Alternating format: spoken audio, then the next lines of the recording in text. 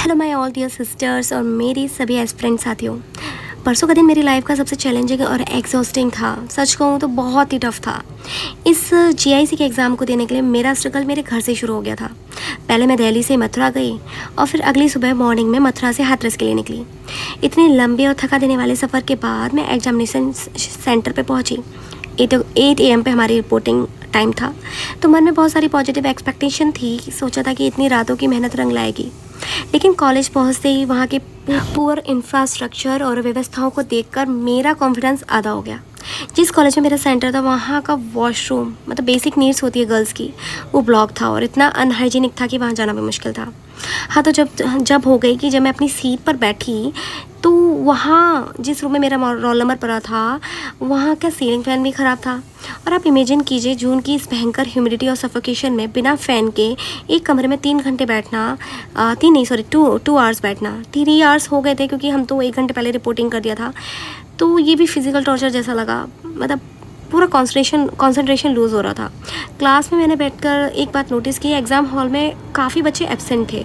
बहुत सी सीटें खाली पड़ी थी, शायद दूर सेंटर होने की वजह से, या कई स्टूडेंट्स जो टीजीटी का जो टफ पेपर आया उस वजह से एग्ज़ाम देने ही नहीं गए। उसी नेगेटिव एनवायरनमेंट के बीच जब क्वेश्चन पेपर मेरे हाथ आया तो दूसरा शौक लगा। तो दोस्तों, मैं हमेशा अपने चैनल पर आपसे ऑनेस्ट रहती हूँ। देखिए, मेरी वीडियोस में कुछ भी झूठ नहीं होता है, ना ही मैं कुछ झूठ बोलती हूँ। उस पेपर में जो 40 क्वेश्चंस जनरल स्टडीज़ के आए थे ना, वो वाकई बहुत ही मुझे टफ़ लगे, क्योंकि मैंने ऑनेस्टली एक्सेप्ट करूँ तो उस गर्मी और उस घुटन एग्ज़ाम हॉल के स्ट्रेच के बीच जो वो क्वेश्चन थे वो मुझे बिल्कुल समझ नहीं आ रहे थे। क्योंकि हम इंग्लिश बैकग्राउंड के लोग हैं तो हमारा फोकस कोर पूरा हमारा इस सब्जेक्ट पे रहता है।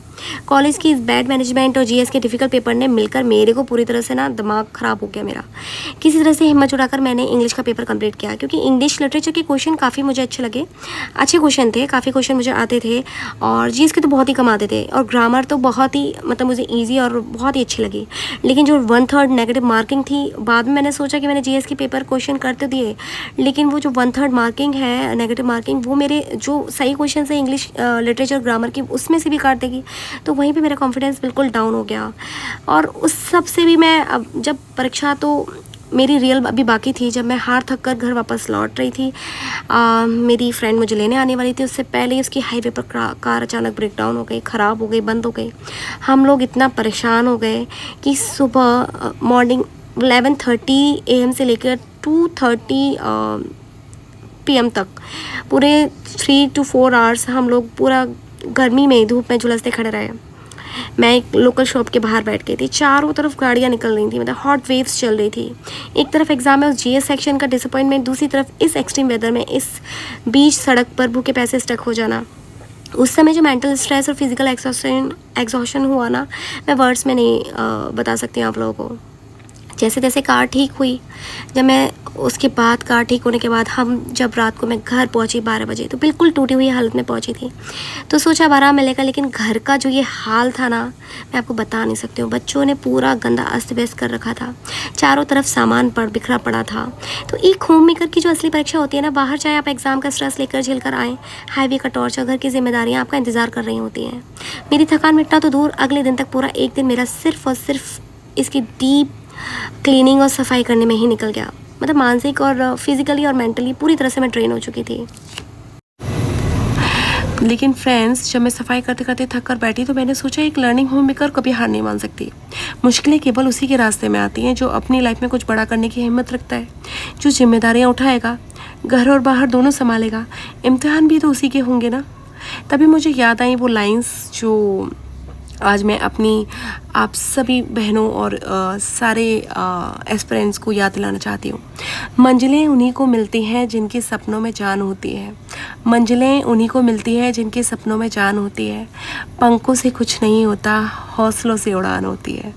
तो एक बैड डे, एक ख़राब एग्ज़ाम पेपर या घर और बाहर की परेशानियाँ यह तय नहीं कर सकती कि आपका पोटेंशियल क्या है। गिरते वही हैं जो मैदान में दौड़ने की हिम्मत रखते हैं। और अगर कल हमारा पेपर एक्सपेक्टेशन के मुताबिक नहीं गया तो इसका मतलब यह बिल्कुल नहीं कि हमारी नॉलेज कम है। यह सिर्फ एक लर्निंग फेज़ था, फुल स्टॉप नहीं। अब हम अपनी स्ट्रेटजी थोड़ा सा बदलेंगे। We will bounce back. और इस बार इंग्लिश के साथ साथ जीएस की भी ऐसी सॉलिड रणनीति बनाएंगे कि अगली बार एग्जामिनर जहाँ से भी सवाल पूछे, द लर्निंग होम मेकर की कोई भी बहन पीछे नहीं छूटेगी। कमेंट में अपना रियल एक्सपीरियंस ज़रूर शेयर कीजिएगा, जैसे कि मैंने किया आपसे। अपने परसों के पेपर को कैसे हैंडल किया, आपका सेंटर का क्या हाल था, तो ये सब बताइएगा प्लीज़, तो मुझे अच्छा लगेगा। सो पढ़ते रहिए, मुस्कुराते रहिए और ख़ुद पर ट्रस्ट रखिए। देखिए, मैंने आपको अपनी रियल एक्सपीरियंस बताया, तो आप भी घबराइए मत, ठीक है। सब्सक्राइब कीजिए द लर्निंग होममेकर को। जय हिंद।